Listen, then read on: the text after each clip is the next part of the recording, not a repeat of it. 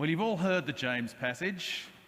It's going to test us as we look at it. But I want to start with another little test before we look at this testing passage.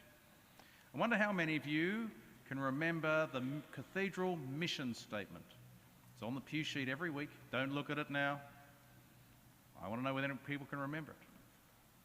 Proclaiming Jesus as Lord in the heart of Hobart to build a community of living faith, profound hope, and practical love. Now, I hope that's a pretty clear statement of what we are trying to do here in all that we do, but there are some questions that you might want to ask about it. For instance, what do you mean by living faith? What does living faith look like? Well, our reading today from James twice tells us about a faith that is dead. So when I say living faith, I mean not like that.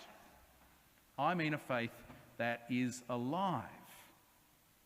And what it means is quite clear, but it will ask questions of us as to whether our faith is dead or living. And we will see that living faith works. Now, as we read this passage, and you might like to have it in front of you, it's on page 6 of your pew sheet, it's pretty clear that James is arguing with somebody. He's talking to an opposing point of view. The language is combative, you senseless people. He imagines someone disagreeing with him. Now, we all love a bit of conflict. It's how you sell newspapers. All newspaper articles start with a statement, somebody will disagree with it, conflict. We go to movies where there's conflict. If you're going to have a novel, there's got to be conflict in there. Someone's got to be resolved. We like conflict. But who is James arguing with? And, of course, it's not only novels and television that like conflict. Theologians like it too. And what many theologians do, and biblical scholars, is they think James is arguing with Paul. And that's because Paul says in Romans that you are justified by faith alone apart from works. It's Romans chapter 3. James here says in verse 24, you see that a person is justified by works and not by faith alone. Conflict. Luther, a great justification by faith alone man, was so upset with James because of this conflict that he described James as a right strawy epistle. In other words, lightweight, should be burnt. And he was so upset with it, when he translated the Bible, he stuck James right at the end in the hope that nobody would read it. And but the issue here is I don't think it's really that they are arguing with each other. And to fully get on top of that, we'd need to do theology, ethics, as well as church history. And I would suggest that would take rather longer than most of you want me to talk through this morning. But I'm convinced James is not arguing with Paul, because most of the issues here are about words and how they are used. And it seems that James and Paul are using the same words but meaning different things. They've got the same vocabulary but a different dictionary. For instance, Paul, when he thinks about faith, is thinking about faith in relationship to Jesus Christ. James just means believing something. Why can we say that? Because he can talk about demons having faith. Now, clearly that's not the faith in Jesus Christ, or presumably they'd change their job description. So that's used differently. When Paul speaks of works, he's thinking of works of the law, Sabbath keeping, food laws, circumcision. That's what he's thinking about. James just means good things. That's what James is talking about. More fundamentally, Paul and James both agree that it is not what we do that saves us. James has already said in his book that it is God working within us by his word that has brought us to new birth. Nothing to do with us, it's God who has done it. That's in James. Likewise, Paul agrees that our faith will do stuff. At the end of Galatians, Paul says, the only thing that counts is faith working through love. So both agree on how we are saved. They both agree that there will be works that comes from your faith. Well-known theologian puts it this way: the truth is that though we are justified by faith alone, the faith that justifies is never alone. Faith works. Faith works to save us. That's what does the saving, but that faith will work its way out in our life. So James is not arguing about how we are saved, but rather arguing with those who believe you can simply believe and it doesn't impact how you live. He's not arguing for orthodoxy, right belief. He's saying that orthodoxy leads to orthopractice, right practice. Or to put it more bluntly, if you've sort of tuned out for the last 5 minutes when I'm trying to be doing a little bit of theology with you, he's addressing people who turn up at church, listen to sermons and don't do anything. Was that clear enough? That's what he's dealing with. People who just think, I believe, and then do nothing. That's what we're dealing with today. And of course, I think we can go back and put this whole disagreement to bed by simply going back to Jesus, who at the end of the parable of the Good Samaritan does not say, and that's what you should believe. What does he say? Go and do likewise. Jesus expected those who believed in him to do stuff. Right, that's a reasonably long introduction. Now we have a look at the text. Having dealt with that testing matter, we return to the passage and James tests us. He says, what good is it, my brothers and sisters, if you say you have faith, but do not have works? Can faith, or probably better, can such a faith, can that kind of faith that doesn't do anything, save you? And he clearly expects the answer, no. And he imagines a situation where a brother or sister, and here in the Greek this is brother and sister. Often when you see brother and sister in the Greek, it's only brother, but we've widened it quite understandably in our day and age. But here it is quite specifically, brother or sister turns up without clothes and without food, and all they get is platitudes. Our thoughts and prayers are with you.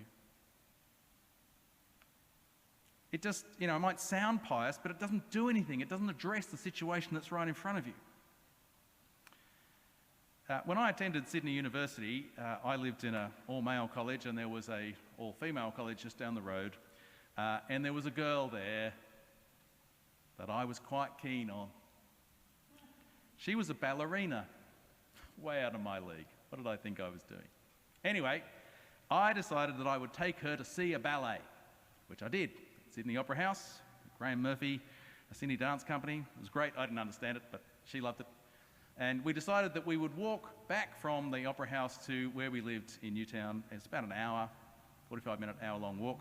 And the evening was warm, nice, but as the walk carried on and the night became darker, it became colder, and about 10 minutes out from where we were about to go, so about 10 minutes away from college, Julianne turned to me and said, I'm cold. Now, if ever there was an opportunity for, it's all right, babe, I'll keep you warm. But I was raised Brethren.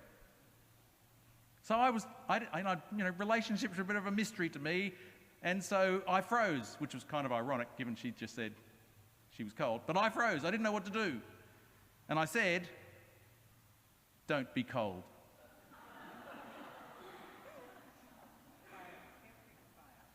Useless, hopeless, pathetic, and certainly not loving of any kind. And so we continued walking for the next 10 minutes in great awkwardness. That's the kind of image we have here. If somebody says to you, I'm lonely, and you go, I'll pray for you, don't be cold. Somebody says they need food, and we go, blessings, don't be cold. In fact, what James is talking about here is actually worse. It says, warm yourself, feed yourself. Over to you, I'll say pious things. He says such faith is dead. Now, why would he use such strong language? Why is it dead? Well, because it's not just deficient faith, it means you haven't understood the very heart of the faith. See, God did not stay in heaven and say to us, don't be cold. He came and dealt with our situation. He came to save us. He sent Jesus out of his grace and his love and his mercy to give us all that we need. And if we understand that is the heart of our faith, we have to reciprocate with grace and mercy and love to those who are around us. If we don't, we haven't understood. Living faith responds in practical love. The two are together. You can't be a living faith person and not be a practical love person. A living faith, if it doesn't have practical love, is dead. Now, I think we do need to think about how we might fail here. We can't say, I'll pray about homelessness and not give money to Anglicare, for instance. We can't say, I'll pray about world hunger and not give money to people like World Vision. Don't be cold. Now, verse 18 and 19 have some complexities about it, but the basic idea is clear. He imagines an opponent saying to him, well, you've got faith and I've got works, and they're quite separate. James says in response, how do you show love? How do you show your faith? It has to be demonstrated. It is by what we do that we show our faith. Our works demonstrate our faith. Now, you might be going, well, I'm not so sure about this. Well, Jesus says the same things. By your works you will know them. You know what kind of tree it is by the fruit it shows. That's Jesus. James is simply teaching what Jesus teaches. It is what we do that demonstrates what we believe. Now, James then uses a brilliant argument. Now, you should file this away. Next time you're at a coffee shop or you're having dinner party with somebody, and they might say something like, what did you do at the weekend? And you'll go, I went to church. And they go, I believe in God. What James would say is, you go, yeah, great, demons believe that. See how that goes with your conversation, whether that will lead to a good conversation or not. Because the saints and the satanic are both agree that there is a God. Just one of them's a bit more afraid of that outcome. But actually, his argument is even clearer than that. For this is not just a statement about we believe in monotheism. Rather, he's quoting the Shema, the creed of the Jewish faith. Deuteronomy 6:4. Now you might think, oh, Richard, I wish I knew what that was. But you do, because we hear it here every week. Hear, O Israel, the Lord your God, the Lord is one. You believe God is one. That's what he's just said. The Lord is one. What does it do next? I told you there was going to be tests. George, you don't need to look it up. Love the Lord your God with all your heart, soul, mind, and strength. Heart, soul, mind, and strength. In other words, if you believe in God, you then respond with an embodied faith. You live it out. It is beyond belief that you wouldn't go beyond belief into living it out, into action. In other words, it's not just an assent to there being a God, but it's a commitment to this God, and such belief will be visible and life-changing. If your faith is not, you're in very bad company.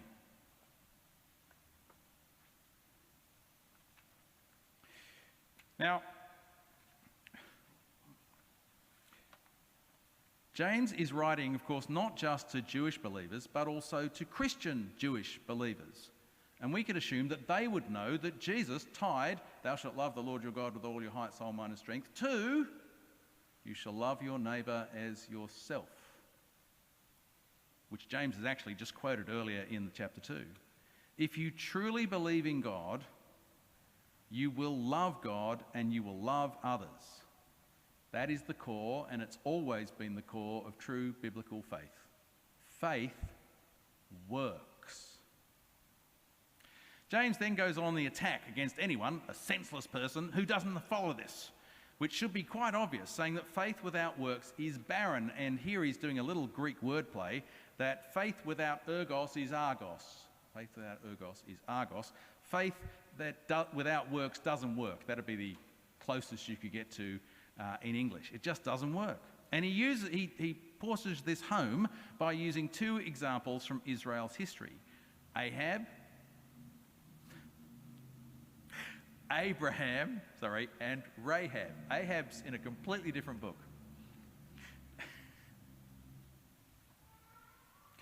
I'll edit that out of the video. Abraham and Rahab, okay? Now, it's hard to imagine two more vastly different people of faith in the Old Testament. You've got a patriarch and a prostitute. The father of the Jewish nation, Gentile woman. Okay? But they both show their faith in Israel's God by what they do. And why do they do it? I would suggest it's because they have a profound hope. Abraham is willing to put Isaac on that sacrificial altar, even though he knows God has promised that it is through Isaac that all the promises will be fulfilled. He trusts God that God will keep that promise. He has a profound hope in God. Rahab trusts in the God of Israel, who she now knows is the God of heaven and of earth, and commits her future to that God as she sides with God's people. If you don't know any more about Rahab's story, you can follow it in Joshua chapter 2. This visible faith showed that they were right with God. By placing their hope in God in a profound way, it impacted their actions. And again, James is in line with what Jesus says. It is by our words and our actions that we will be judged by God. And given that Jesus particularly focuses on our words, it's no surprise that James will move in the next chapter to the importance of controlling our tongue. But that's a little taster for next week when Katrina will preach on controlling the tongue. From now on, James drives the point home. The body without the Spirit, as a body without the Spirit is dead, so faith without works is dead. Faith is to be embodied. Faith is to be demonstrated. Faith works. So how might we sum this up? I think, kind of ironically, I think the best summary I've ever heard of James is by Luther. Luther, in his introduction to, or preface to his commentary on the Romans, wrote this: "Oh, it is a living, busy, active thing, this faith. It is impossible for it not to be doing good things incessantly. It does not ask whether good things are to be done before the question is asked. It has already done this, and it is constantly doing them. Whoever does not do such works, however, is an unbeliever."